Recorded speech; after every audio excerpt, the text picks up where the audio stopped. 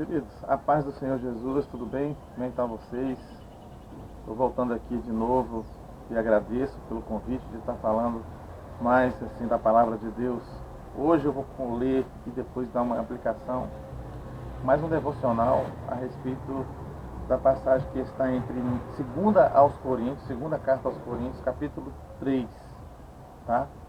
Aqui tem algumas lições importantes de real certeza de que alguns não praticam algumas coisas que eu vou falar aqui, estão presos, e espero que essa palavra venha libertar alguns irmãos que ainda carregam algumas coisas, algumas práticas que não correspondem à nova aliança. Vamos ler o texto então, diz assim, 2 Coríntios capítulo 3. Começamos porventura outra vez a recomendar-nos a nós mesmos, ou temos necessidade, como alguns, de carta de recomendação para vós outros ou de vós?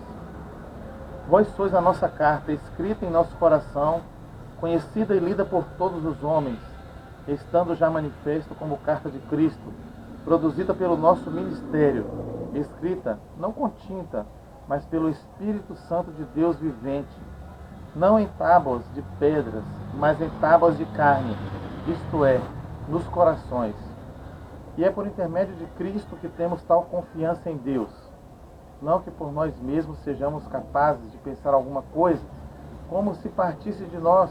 Pelo contrário, a nossa suficiência ela vem de Deus, o qual nos habilitou para sermos ministros de uma nova aliança, não da letra, mas do Espírito, que a letra mata, mas o Espírito vivifica. E se o ministério da morte, gravado com letras em pedra, se revestiu de glória, a ponto de os filhos de Israel não poderem fitar a face de Moisés por causa da glória do seu rosto, ainda que desvanecente, como não será de maior glória o ministério do Espírito?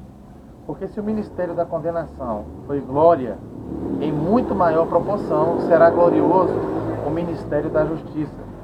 Porquanto, na verdade, o que outrora foi glorificado nesse respeito já não resplandece diante da atual sobreexcelente glória, porque se desvanecia, teve sua glória. Muito mais glória tem o que é permanente. Tendo, pois, tal esperança, meus amados, servimos-nos de muito mais ousadia no falar, e não somos como Moisés, que punha véu sobre a face para que os filhos de Israel não atentassem na terminação do que se desvanecia. Mas os sentidos deles se embotaram, pois até o dia de hoje, quando fazem a leitura da antiga aliança, o mesmo véu permanece, não lhe sendo revelado que em Cristo é removido. Mas até hoje, quando é lido Moisés, o véu está posto sobre o coração deles. Quando, porém, algum deles se converte ao Senhor, o véu lhe é retirado. Ora, o Senhor é o Espírito, e onde há o Espírito do Senhor, aí há liberdade. E todos nós com o rosto desvendado, contemplando como por espelho a glória do Senhor, somos transformados de glória em glória na sua própria imagem, como pelo Senhor, o Espírito. Irmãos, eu já vou emendar aqui então a explicação desse texto, que normalmente lá no grupo a gente coloca primeiro a leitura, depois faz um devocional do texto. Então, eu vou fazer em vídeo, até porque meu celular também está com um probleminha, mas eu acho que é bom também para a gente se conhecer melhor. Irmãos, o capítulo 3 de 2 Coríntios é um desabafo de Paulo. Essa carta, sendo a segunda, ela é a continuação da primeira. E Paulo, por várias vezes na sua carta, ele vem defender o seu ministério, o seu apostolado, a sua autenticidade. E aqui no capítulo 3, nós já vimos na leitura que Paulo ele estava condenando aqueles irmãos que haviam usado cartas fraudulentas de recomendação para que tivesse uma melhor aceitação diante do povo. E Paulo aqui ele não é contra a carta de recomendação, mas ele está denunciando esses irmãos que usaram dessas cartas para se autenticarem no que eles estavam ensinando, tentando induzir o povo ao judaísmo, tentando induzir o povo ao erro. Então Paulo, mais uma vez, ele vem aqui dizer, olha, a gente precisa de carta de recomendação, nós precisamos dessas cartas de que alguém, né, nos recomende outra vez. Ou seja, de novo, nós temos que falar dos nossos pré-requisitos, por que eu sou apóstolo, né? Por que isso e aquilo outro, se vocês mesmos são frutos do nosso ministério. Se vocês mesmos que foram transformados à imagem de Cristo, é a prova viva de que aquilo que eu ensinei, de que aquilo que eu preguei, traz a total recomendação da minha vida para vocês. E não essas pessoas que estão usando simplesmente um papel, um documento, para dizer que eles têm recomendação para falar o que quiserem, para ensinar o que quiserem. Não é bem assim. E aí, meu irmão, eu estava lembrando, uma vez eu estava assistindo uma entrevista do Michael Jackson. Estranho, né? Falando da Bíblia, de repente o cara fala de Michael Jackson, mas tem ilustrações que são interessantes. Uma vez Michael Jackson apareceu numa entrevista e alguém estava criticando porque que logo embaixo, ali onde aparece o nome do programa, quem é que está falando, né, de onde, qual é a origem daquela pessoa, uma espécie de epígrafe ali embaixo, uma apresentação breve da pessoa que está falando. Normalmente quando a gente está assistindo uma entrevista, aparece ali no rodapé do vídeo quem é aquela pessoa, né? Ou seja, eles chamam de crédito, né? Dar crédito àquela pessoa. E eles estavam falando que toda vez que o Michael Jackson aparecia numa entrevista, não aparecia os créditos dele. Aí alguém disse assim, olha, sabe por que não aparece? Porque ele dispensa apresentações. Ele não precisa de créditos. Ele é uma figura tão conhecida do que faz, da competência, que não precisa dessas apresentações, desse crédito que normalmente as pessoas até insistem que seja colocado ali quando elas estão falando, né, em audiência pública. Então Paulo aqui, ele é aquele que dispensa apresentações. Por quê? Porque aquela igreja era conhecida justamente pela mensagem que Paulo havia levado e a transformação que ela havia causado para essas pessoas. Eu perguntei para um pastor uma vez, pastor, o que mais te admira assim em termos de manifestação no Evangelho? A gente está falando sobre manifestações. É algum milagre? É alguma coisa que o senhor já presenciou e tudo mais? E eu achei interessante a resposta dele. Ele falou para mim que a coisa que ele mais admira é a transformação que a pessoa tem quando ela vai para o Evangelho. Ou seja, ele conhece aquela pessoa como ímpio, como alguém pecador, como alguém que ama o pecado, e de repente ele passa a conviver agora com alguém que foi transformado por Cristo. Então, essa carta é a melhor carta que existe, porque ela não é um papel, ela não é uma burocracia, ela não. É fruto autêntico diante dos nossos olhos. E Paulo aqui, ele está dizendo aqui, vós sois a nossa carta, escrita em nosso coração, conhecida e lida por todos, estando já manifesto como carta de Cristo. Você já pensou, meu irmão? A ilustração que Paulo usa, pegando a carta que era fraudulenta, que dava margem aos erros dos falsos ensinos, dos falsos mestres, e ele pega um gancho para falar dessa carta escrita no coração, que manifesta Cristo. Qual a leitura que as pessoas teriam se conhecessem um pouquinho a sua vida? A leitura, qual é o conteúdo que as pessoas teriam se elas usassem essa ilustração da carta, que é lida e que é confirmada por todos pelo fruto que ela dá. Então, aqui Paulo está falando sobre isso. Ele está falando sobre essa carta que dispensa apresentações. São pessoas reais, pessoas que foram transformadas, que estavam na igreja exercendo suas atividades, os seus dons ministeriais, e dispensa apresentações. Enquanto aqueles outros que estavam usando aqueles documentos de recomendação, eles não tinham autenticidade nenhuma. Descobriram depois que eram pessoas que tinham seus pré-requisitos, seus créditos, vamos dizer assim, apenas na letra. Ou seja, nós somos o que escrevemos aqui, sim, mas cadê o fruto disso? Quantas pessoas nós encontramos assim, irmãos? É igual aqueles programas de calouro que as pessoas vão cantar para concorrer com outros. E a pessoa pergunta assim, você já canta?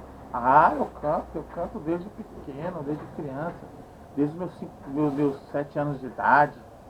Aí quando a pessoa vai cantar, meu irmão, fica a desejar, melhor não tivesse falado nada.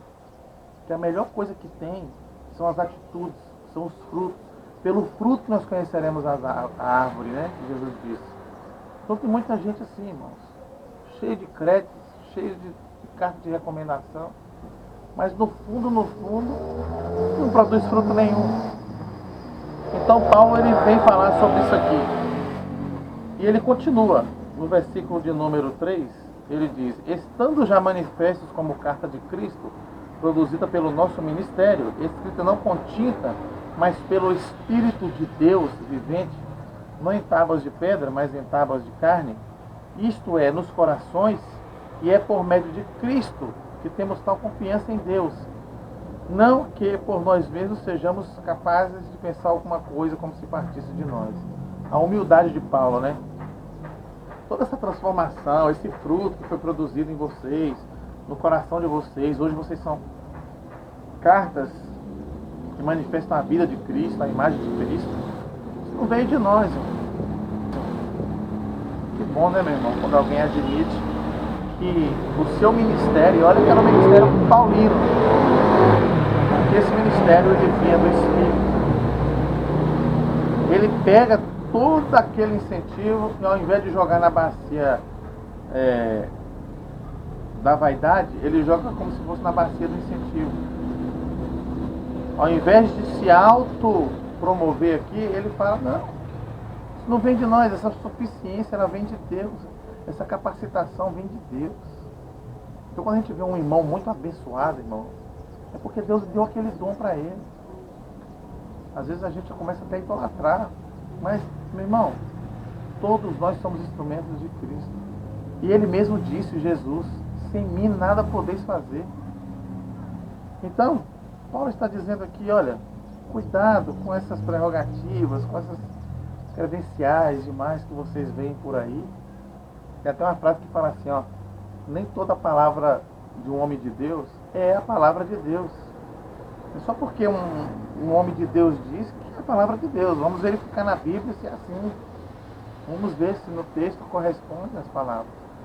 E deixo aqui um parêntese, o homem de Deus, ele não tropeça em palavras.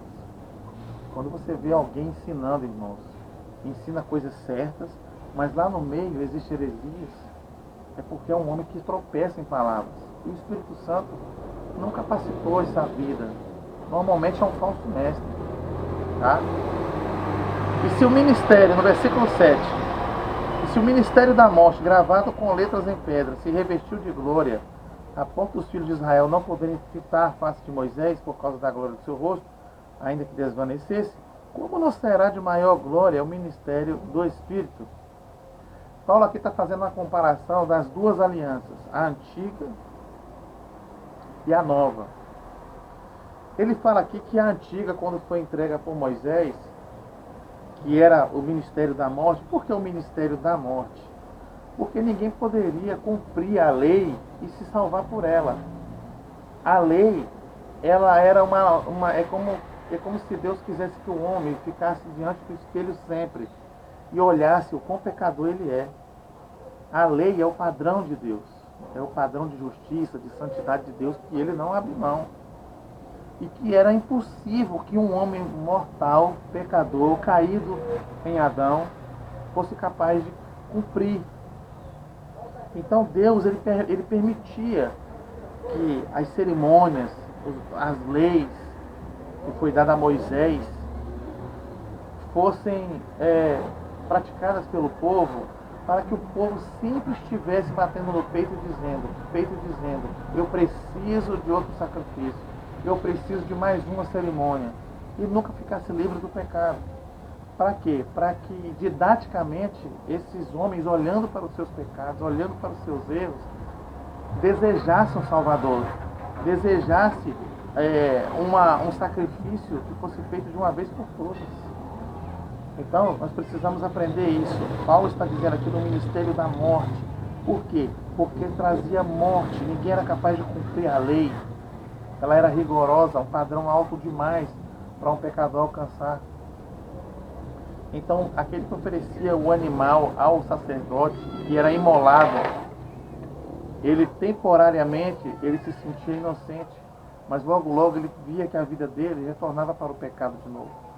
Ele não conseguia continuar uma vida sem mentir, ele não conseguia continuar uma vida sem roubar de alguma forma, de desejar a mulher do próximo, de desonrar o pai e a mãe, de chamar o nome de Deus em vão, coisas que nós fazemos. Então a lei ela é importante para mostrar o grande abismo que existe entre o faça de Deus e o que eu preciso fazer. Uma vez eu estava pregando, irmãos, e eu fiz uma ilustração. Para falar a verdade, eu nem sei se essa ilustração foi eu que inventei ou se eu vi em algum lugar. Provavelmente eu vi em algum lugar. Mas eu acho interessante, irmãos. Eu perguntei para a igreja sobre a rigorosidade de Deus em nos pedir coisas que nós não conseguimos cumprir. Deus ele diz assim, olha, ame o próximo como a ti mesmo. Quem faz isso? Não mentirás. Quem é que fica sem mentir? Mesmo, irmão, tudo que você mente é mentira mesmo. Quando você fala assim, olha, eu pode deixar que eu te ligo e não liga, você mentiu. Ó, daqui a 5 minutos eu passo aí. Não vai dar 5 minutos. Não, pode deixar que semana que vem a gente vai lá. Não vai coisa nenhuma. A gente mente o tempo inteiro, né? Ah, mas eu não roubo. Rouba. Quando você coloca seu carro lá na vaga do idoso, do cadeirante, né? Quando você pede emprestado alguma coisa e não devolve, isso faz você um ladrão.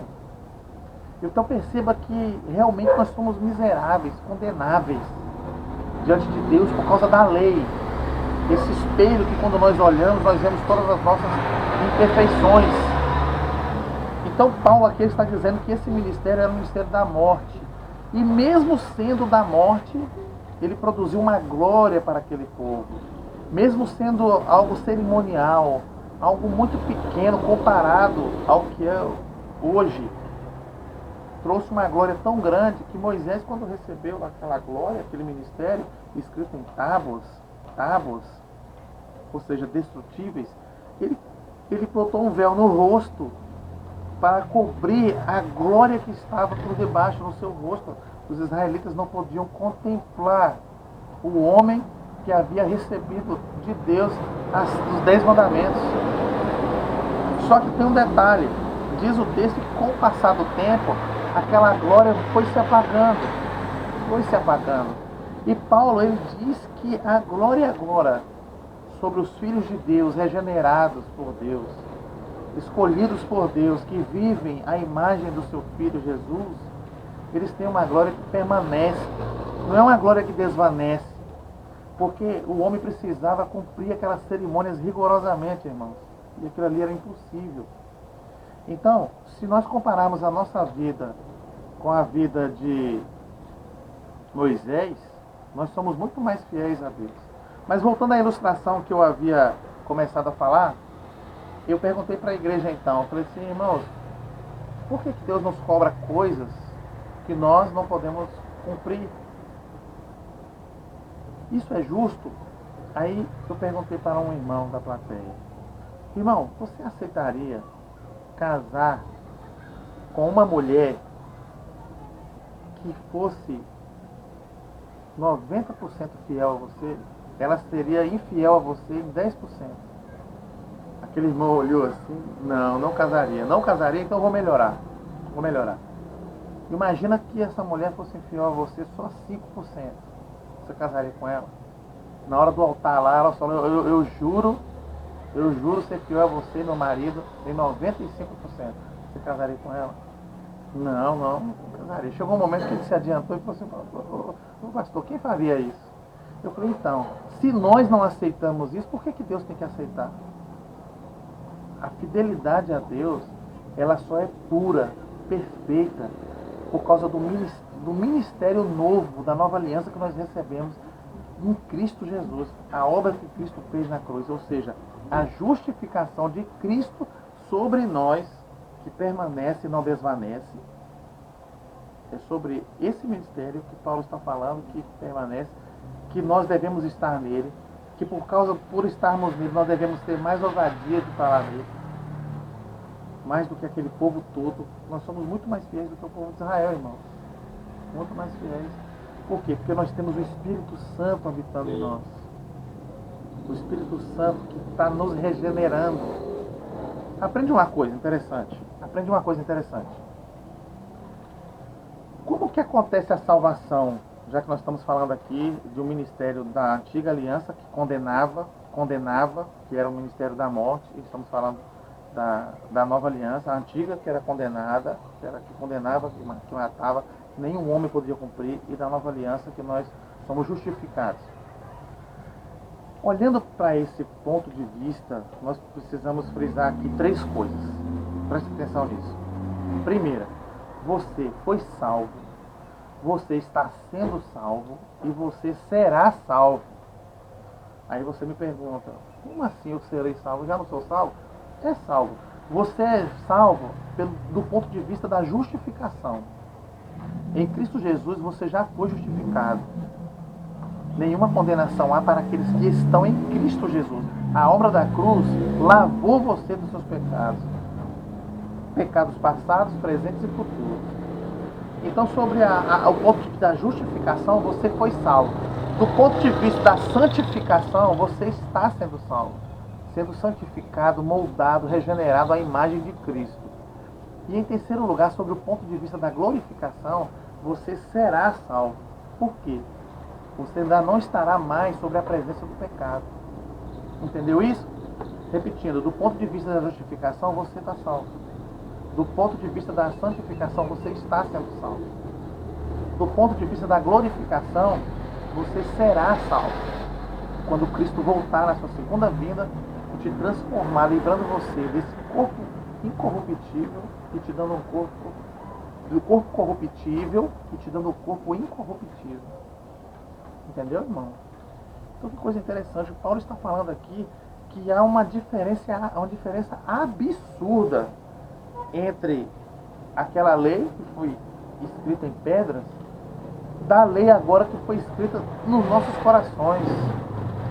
É tão profundo, é tão tremendo, que nós não precisamos mais ficar observando as ordenanças, porque está no nosso coração. O Espírito Santo, ele colocou no nosso coração para buscarmos na palavra o que é a vontade de Deus, irmãos. Então nós não precisamos nos preocupar com faça isso, não coma aquilo, ou não faça aquilo outro, entendeu? Se tornando presa de um evangelho, de uma religião, do véu, vamos dizer assim. Não estou falando da questão do Brasil não, tá? Mas eu estou falando que Paulo diz aqui, olha, vocês até hoje, quando vão ler as Escrituras, a Torá, a lei, vocês ainda colocam aquele véu ainda. Mas isso é cerimonial, não tem vida, não produz vida. Igual eu falei para um judeu outro dia, você guarda o sábado para o lado. Mas a Bíblia diz que se você pecar em um ponto, você tropeçou em todos os outros. Então de que vale você guardar o sábado como judeu, mas você mente, você rouba, você deseja a mulher do próximo, e eu provei tudo isso para ele. Então se você tropeça em todos esses 99,9% se você tropeça em 1% dos pontos, já destruiu todos os outros. Ninguém é justificado diante de Deus pela lei. Então, meu irmão, continuando aqui, Paulo ele diz assim, olha, ele mudou de assunto, né? Ele aproveitou o gancho que ele estava falando sobre carta, escrita no coração, sobre transformação de vidas, de cartas, né? Como pessoas que levam a vida de Cristo, do testemunho que nós temos ao nosso redor, que olham para nós e lê a nossa carta, né? Ver se realmente nós somos conhecidos de todos como alguém que serve a Deus. Isso é muito importante. Ele pega um gancho para falar dessa lei, dessa letra, que diz aqui, ó, a letra, na nova aliança, não da letra, mas do Espírito, porque a letra mata, mas o Espírito vivifica. Eu já ouvi muita gente falar que essa letra mata é o conhecimento. Alguém que busca muito conhecimento, lê a Bíblia demais, e essa pessoa de alguma forma está ficando menos cheia de Deus, está ficando menos cristã. Quantas vezes eu já ouvi gente falar isso, que a letra mata? Ó, cuidado, irmão, muito conhecimento, que a letra mata, mas o Espírito vivifica. Não tem nada a ver uma coisa com a outra. Está dizendo aqui, essa letra aqui que está dizendo nesse versículo, que é o versículo de número 4, perdão, versículo número 6, está falando aqui, na verdade, da lei. A letra mata, ou seja, a lei mata, mas o Espírito vivifica. E é interessante que ele enfatiza dizendo assim, ó, porque onde há o Espírito, há liberdade. Onde há o Espírito, há liberdade. Não está falando de que, como os pentecostais muitas vezes interpretam, né?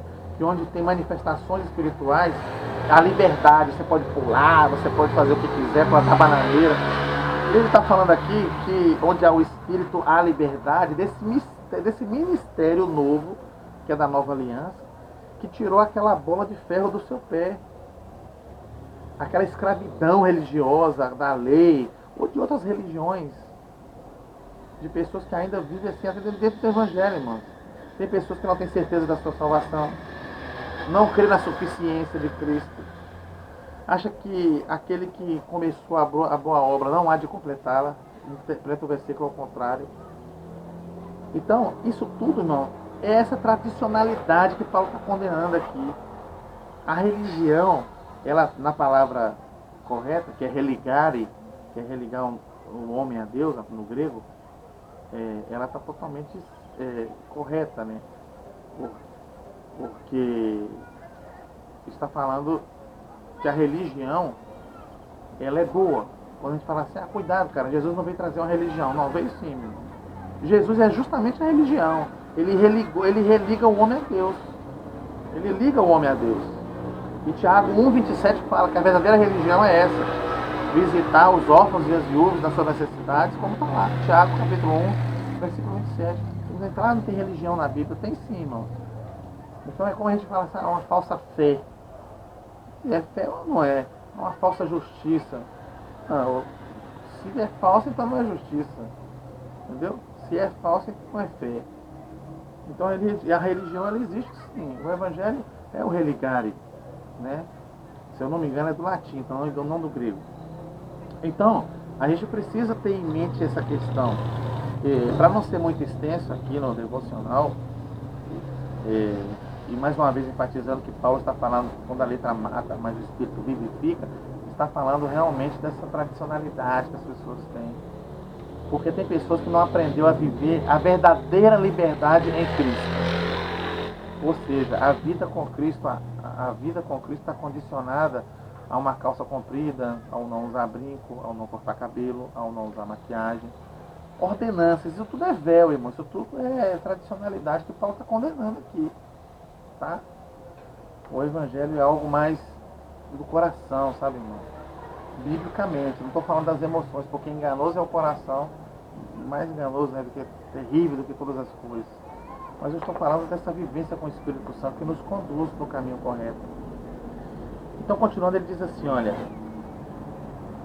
tendo, pois, tal esperança, servimos-nos de muita ousadia no falar, e não somos como Moisés, que punha véu sobre a face para que os filhos de Israel não atentassem à terminação do que se desvanecia, mas os sentidos deles se embotaram, pois até o dia de hoje, quando fazem a leitura da antiga aliança, o mesmo véu permanece, não lhe sendo revelado que em Cristo é removido. Sair da tradicionalidade, daquilo que não é Deus, daquilo que não é Bíblia, que a Bíblia não está te mandando fazer essas coisas que muitas religiões estão mandando você fazer. Tem crente que crê em horóscopo, irmão, até hoje. Entendeu? Um dia um irmão me perguntou para mim: irmão, qual que é o seu signo? Eu nem acreditei. É sério. Umas coisinhas assim, sabe? Outro dia um irmão chegou aqui em casa e falou comigo que na época de lua cheia as mulheres ficam mais grávidas. Sabe? Umas coisas assim, sabe, meu irmão? Entendeu? Outro dia eu cheguei na casa da minha mãe lá. Aí eu fui apontar um cacau no pé, né? Tinha um pé de cacau, tava com os dois cacais, né? nem sei se plural de cacau é esse, estavam 2 cacais lá. Aí meu pai gritou de lá, ô Israel, não aponta não, senão pode cair. Pelo amor de Deus, o cara conhece a Bíblia. Isso tudo é véu, isso é tradição que se desvanece, irmão. Que é perecível, faz mal, botando cada vez mais uma bola de ferro no seu pé. Então cuidado com isso. E tendo essa esperança, irmãos, vamos falar mais com ousadia. Nós conhecemos a verdade, vamos combater essas coisas. Você viu um irmão preso nessas coisas? Bate. E aqui, meu irmão, só 2 coisas para terminar. No versículo 16. Quando, porém, alguns deles se convertem ao Senhor, o véu lhe é retirado. A conversão tem que tirar aquilo que não é evangelho. Tá? Aqui diz também, somos transformados de glória em glória, na sua própria imagem, como pelo Senhor e pelo Espírito. Na sua própria imagem, como o Senhor, pelo Espírito. Como eu falei, você, do ponto de vista da santificação, está sendo salvo. O Espírito Santo, ele tem esse ministério. Ele veio para convencer o homem do pecado, do juízo, do pecado, da justiça e do juízo. Mas ele é aquele que traz o monergismo, né? A regeneração do homem. Ela só é possível pelo Espírito Santo. Mais uma vez reforçamos que a salvação, ela não é uma obra sua. Ela é uma obra de Deus. Irmãos, vamos deixar de lado tudo aquilo que é da velha aliança. Quantos irmãos e igrejas estão voltando a essas práticas? Práticas que Paulo está dizendo aqui em 2 Coríntios capítulo 3, que é incomparavelmente inferior ao ministério da nova aliança. Aquela outra, mesmo com toda a glória que tinha, trazia morte. Essa traz vida, nos torna mais ousados em Deus para pregar o Evangelho, para viver uma vida santa diante de Deus, em Cristo Jesus. O que o povo de Israel não conseguia cumprindo a lei, você consegue estando em Cristo Jesus. Você já pensou nisso, irmãos? Você já pensou em coisinhas como essa? Por exemplo, que Deus não atentava à oração em qualquer lugar? Se alguém estivesse lá no deserto, em qualquer outro lugar assim, não era qualquer um que Deus ouvia. A pessoa tinha que ir lá no templo. Se ela tivesse um pecado, ela tinha que oferecer um sacrifício à altura do pecado dela. Olha, a um sacerdote escolhido da linhagem de Arão. Tinha tudo isso para que ela conseguisse receber de Deus uma resposta. Hoje nós temos tudo isso na nossa... Qualquer lugar que você se ajoelhar, você fala com Jesus. Você pode ser chamado de justo. Você pode colocar sua cabeça no travesseiro e dizer eu estou justificado diante de Deus. Por quê? Porque Jesus te justificou. Já pensou? Toda aquela era veterotestamentária não podia viver essa confiança, essa consciência de que estavam limpos diante de Deus. Nós podemos em Cristo Jesus, irmãos. Desfrute mais desse novo ministério, meu irmão. Tenha consciência de que a antiga aliança é um espelho que nós devemos sim ter consciência dele, para que nós vejamos o quão impossível era servir a Deus naquele sistema. Mas Cristo, que viu que a nossa dívida era eterna e que poderia ser paga apenas por um ser eterno, tomou a si própria forma de homem e pagou o preço. Ele foi lá e morreu no seu lugar, que é a cruz substitutiva. E trouxe para nós agora, irmãos. Você não tem ideia, você não tem noção do que é a nova aliança. Então cuidado, porque você pode estar vivendo ainda com a bola de ferro do véu, das ordenanças, que nada tem valor para Deus, irmãos. Procure viver o que a Bíblia diz que você tem que viver. Procure viver o Evangelho autêntico. Porque é esse Evangelho que faz com que nós sejamos agradáveis diante de Deus. Quando Deus olha para os seus filhos, é como aquelas portas lá do Egito, que Deus ordenou que fosse colocada nos umbrais daquele sangue, para quando o anjo da morte passasse, não entrasse naquela casa e matasse o primogênito. Quando Deus ele olha para os seus filhos, ele vê a marca do sangue. E então ele sabe que nós somos dele. Nós somos agradáveis a ele, porque a obra que Cristo fez, ela é perfeita. Amém? Um beijo no coração. Eu espero que você reflita sobre essa palavra, leve adiante com confiança e se livre dessa bola de ferro, que são as tradições religiosas que ainda nós carregamos, mesmo na nossa vida evangélica. Amém? Fica com Deus, um abraço.